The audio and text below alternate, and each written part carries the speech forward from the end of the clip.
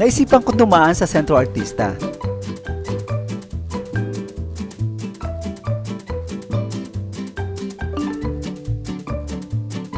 Natuwa ako sa selections of arts. Mukha atang magaganda ang mga nakadisplay dito. Isa pa ito. Ay, lalo yung nasa taas na yun. Parang kilala ko. Si Velasco. Ayan, oo nga, si Velasco nga. Gusto ko to. Kilala ko mga artist na gawa nila. Oliver Marquez. Maganda din gawa ni Velasquez. Ay, ang ganda niya. Ay, kamukha ko yung babae. Parang gusto ko tong babaeng ito. Ay, gusto ko tong sapatos. Pero gusto ko yung pula. Teka nga, masukat nga at maligay ko sa bag ko. Ay, ayoko nito. Parang type ko yung pula. Ayan, ito yung gusto ko. Gusto ko kayo maingay.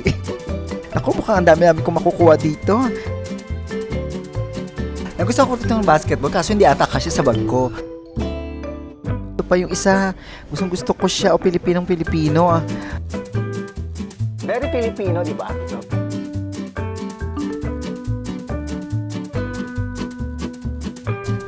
Wow, ang bongga. Gusto ko siyang bilhin. Alam niyo ba, gusto ko ito. Mukhang, teka nga, isukat ko nga. Ayan, oo, mukhang bagay sa akin. Naku, kukunin ko ito. Ilalagay ko sa bag ko. Kukunin ko talaga. Huwag kayo maingay, ha. Ako, shoplifter ng huwata ako. Oy, ito, oh, ang ganda. Bigat, hindi kasya sa bag ko. Oh, ang liit ng bag ko eh. Gusto ko siyang kunin. Kailangan magkasya ka. Ay, ayaw talaga. Paano ba yan? Ano ba ito? Ah, oo. Siyempre, kunyari, mayaman ako. Kailangan makikita nilang bibili ako. Pero ang totoo, magsha-shoplifting lang ako.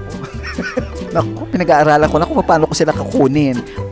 Well, sa huli, wala akong magawa kundi bumili na lang uli ng isang painting. At 2 painting pa lang binili ko. Ayan, pinabalot ko na ho. Ayan, bayad na ho yan. At nakahingi ako ng discount. Ayan, ihatid na ho sila sa kotse ko. Ayan, bumili ako. Ayan ho, ang ganda-ganda, diba? Pinabalot. Pero yung isa ho, babalikan ko isa kasi naka-reserve na ho ang isa sa akin. Thank you!